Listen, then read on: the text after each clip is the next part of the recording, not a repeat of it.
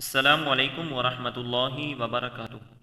حضرت انس بن مالک رضی اللہ تعالیٰ عنہ سے روایت ہے، وہ فرماتے ہیں کہ پردے کی آیت ام المؤمنین حضرت زینب بن جہش رضی اللہ تعالیٰ عنہ کے بارے میں نازل ہوئی، اور اس دن آپ نے روٹی اور گوشت کے ولیمے کی دعوت دی، اور حضرت زینب رضی اللہ تعالیٰ عنہ تمام ازواج مطہرات پر فخر کیا کرتی تھیں اور کہتی تھیں کہ میرا نکاح اللہ تعالیٰ نے آسمان پر کرایا ہے۔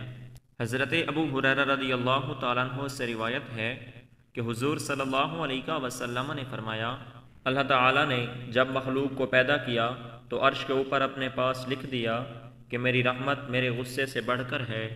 حضرت ابو ہریرہ رضی اللہ تعالیٰ عنہ سے روایت ہے کہ حضور صلی اللہ علیہ وسلم نے فرمایا، جو اللہ تعالیٰ اور اس کے رسول پر ایمان لایا، نماز قائم کی، رمضان کے روزے رکھے، تو اللہ تعالیٰ پر حق ہے کہ اسے جنت میں داخل کرے، خواہ اس نے ہجرت کی ہو یا وہیں مقیم رہا ہو جہاں اس کی پیدائش ہوئی۔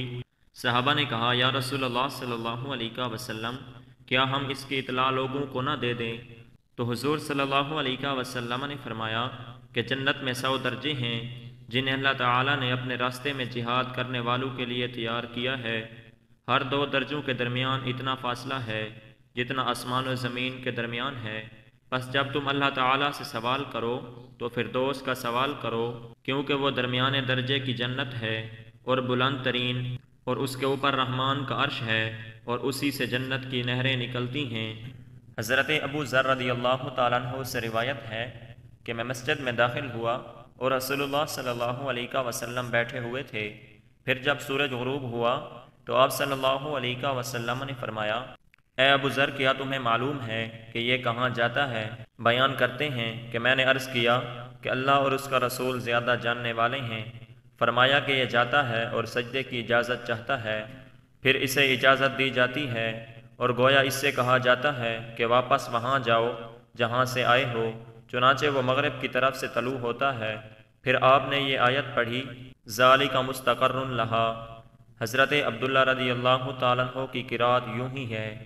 حضرت ابن عباس رضی اللہ تعالیٰ عنہما سے روایت ہے، وہ فرماتے ہیں کہ رسول اللہ صلی اللہ علیہ وسلم پریشانی کے وقت یہ دعا فرماتے، لا الہ الا اللہ العلیم الحلیم، لا الہ الا اللہ رب العرش العظیم، لا الہ الا اللہ رب السماوات ورب الارض رب العرش العظیم۔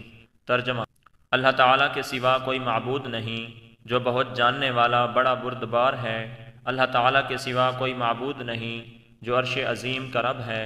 اللہ تعالیٰ کے سوا کوئی رب نہیں جو آسمانوں کا رب ہے، زمین کا رب ہے اور عرش کریم کا رب ہے۔